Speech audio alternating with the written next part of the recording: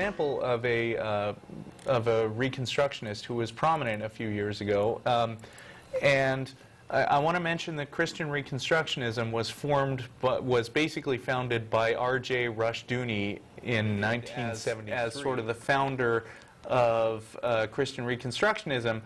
I also found out at just about the last minute that he's also credited with having being majorly influential in creating the modern homeschooling movement. So if you don't mind, I'm just going to take that opportunity to make a quick swipe at one of our other favorite targets. Nice. So Reconstructionism and homeschooling, founded by the same guy. I mean, the current modern form of homeschooling in the U.S. Okay. Let me talk for a minute about my favorite disciple of R.J. Rushdoony, which is his son-in-law. And let me start out by reading something he wrote that may sound familiar if you have a long memory.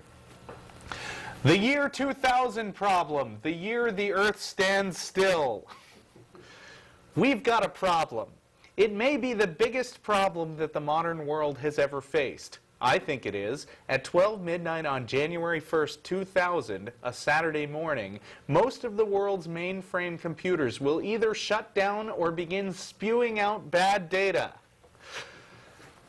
Most of the world's desktop computers will also start spewing out bad data. Tens of millions, possibly hundreds of millions of pre-programmed computer chips will begin to shut down the systems they automatically control. This will create a nightmare for every area of life in every region of the industrialized world. It's called the year 2000 problem. It's also called the Millennium Bug, Y2K, and the Millennium Time Bomb. The bomb isn't going away. Think of what happens if the following areas go down and stay down for months or even years. Banks, railroads, public utilities, telephone lines, military communications, and financial markets. What about Social Security and Medicare? If Social Security and Medicare go down, it will affect millions of people, yet both programs are at risk.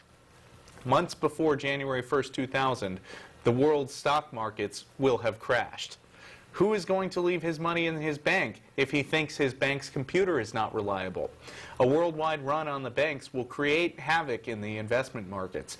People who have placed their retirement hopes in stocks and mutual funds will see their dreams vanish. How reliable will stocks and mutual funds be if the banking system has closed down? How will you even get paid? How will your employer get paid?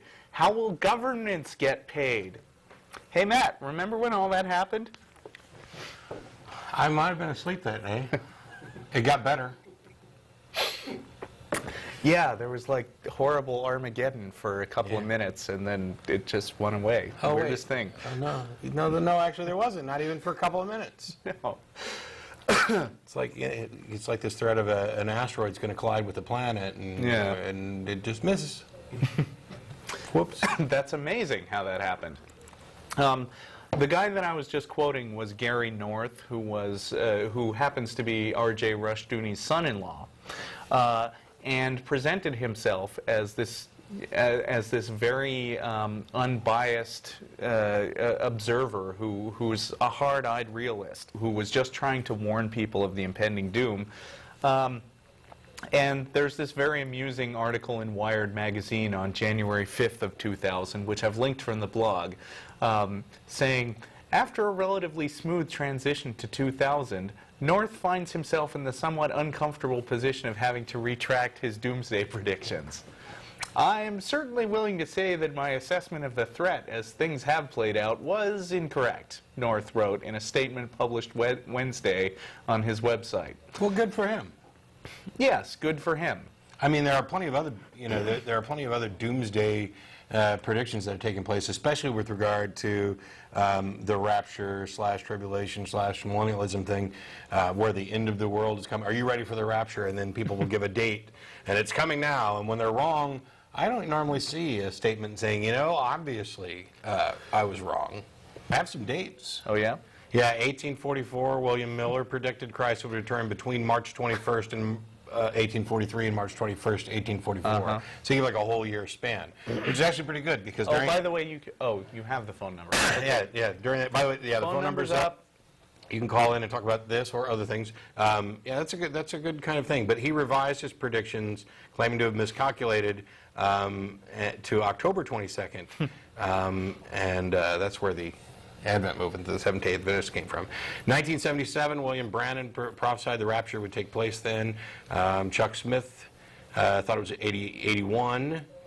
Edgar Weisnant published a book, 88 Reasons Why the Rapture is in 1988. 1989, publication of The Final Shout by the same guy.